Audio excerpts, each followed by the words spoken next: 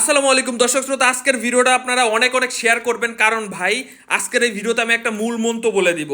মূল মন্ত্রটা কি ভাই? আপনি যে সিম কার্ড কিনতেছেন, রাস্তায় যে সিম কার্ড কিনতেছেন বা বিভিন্ন জায়গা থেকে যে সিম কার্ড কিনতেছেন, সেই সিম কার্ডটা কি রিসাইকেল করা সিম? মানে এতদিন অন্যজন ব্যবহার করতে, পরে কোম্পানি আপনার কাছে বিক্রি করে দিয়েছে, উনি ব্যবহার মানে করতো না বিধায়।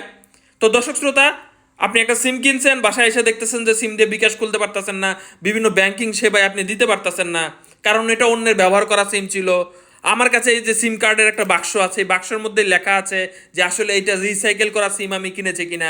আপনার অবশ্যই সবার জানা উচিত যে রিসাইকেল সিম চেনার উপায় কি। এই জন্য ভিডিওটা শেয়ার করবেন এবং দেখেন যে আমি আপনাদেরকে বের করে দিব যে এই খামের ভিতরে কোথায় লেখা আছে যে এই সিমটা অন্যজন আগে ব্যবহার করেছে কিনা।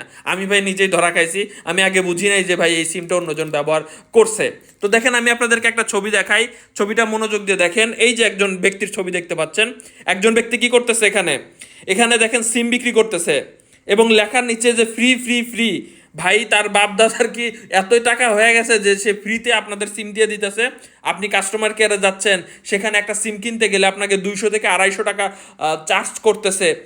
এরা ফ্রিতে দিচ্ছে, কেমনে দিচ্ছে? আবার এরা কি জানেন, এরা দিনে 200-300 সিম বিক্রি করবে, কোম্পানি এদেরকে আরো 1-1.5 হাজার টাকা বেতন দিয়ে বসায় রাখছে।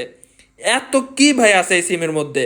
বিশ্বাস করবেন না, রাস্তাঘাটে এমন সিম যারা বিক্রি করতেছে, বেশিরভাগ সিমগুলোই রিসাইকেল করা, অন্যের ব্যবহার করা। এখন আপনি ধরবেন কেমনে? এটা তো মূল কথা, আমি আপনাদেরকে দেখাই দিতেছি। দর্শক শ্রোতা, এখানে দেখেন আমার কাছে একটি সিমের বাক্স আছে।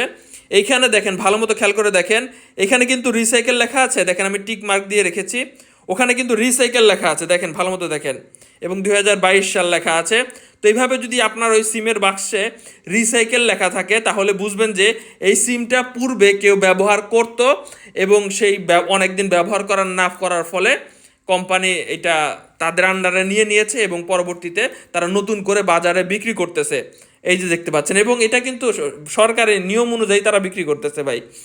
কারণ এই যে ডিজিটগুলো তারা এত কই পাবে, 018-এর পরে যে কই পাবে? এখন কথা হচ্ছে, আপনি রবি এবং এয়ারটেল সিম কেনার ক্ষেত্রে এই বিষয়টা লক্ষ্য করে কিনবেন।